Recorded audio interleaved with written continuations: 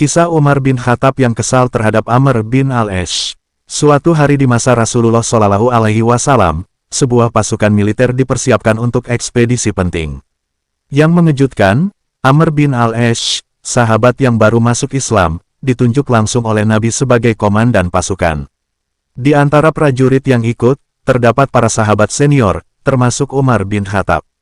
Dalam hati Umar, timbul rasa ganjil, mengapa yang memimpin adalah orang baru. Pasukan pun bergerak di tengah musim dingin yang menggigit.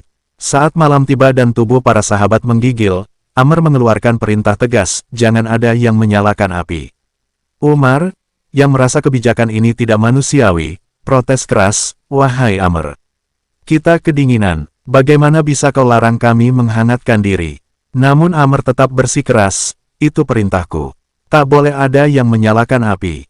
Umar makin kesal, tapi karena ini adalah perintah pemimpin, ia pun patuh, meski dengan hati yang berat.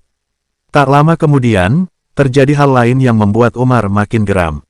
Saat Amr tidur dan bermimpi basah, ia dalam keadaan junub, ia tidak mandi, melainkan bertayamum dengan debu. Umar menganggap ini tidak masuk akal. Ia mengadu kepada Abu Bakar, berharap mendapat dukungan. Namun Abu Bakar justru berkata lembut, Amr adalah pemimpinmu yang ditunjuk oleh Rasulullah.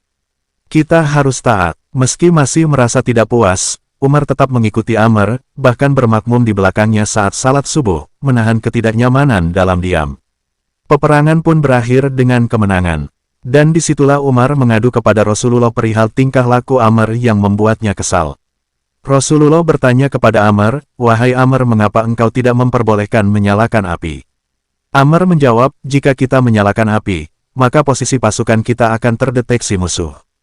Dan Rasulullah menjawab, engkau benar wahai Amr, lalu mengapa engkau tidak mandi junub ketika engkau junub? Amr bin al-Ash menjawab, dingin ya Rasulullah, jika aku sakit siapa yang akan memimpin pasukan ini, sedangkan aku ditunjuk olehmu ya Rasulullah sebagai pemimpin pasukan ini. Dan Rasulullah menjawab, engkau benar ya Amr. Umar akhirnya menyadari maksud Rasulullah menunjuk Amr sebagai pemimpin pasukan, sambil tersenyum malu. Kepemimpinan bukan soal senioritas, tapi soal hikmah dan kecermatan dalam mengambil keputusan.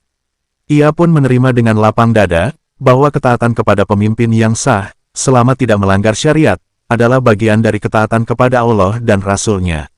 Kisah ini mengajarkan bahwa dalam perbedaan pendapat, terkadang kita perlu bersabar dan menghargai kebijaksanaan yang belum kita pahami, hingga waktu sendiri yang akan membuktikan kebenarannya.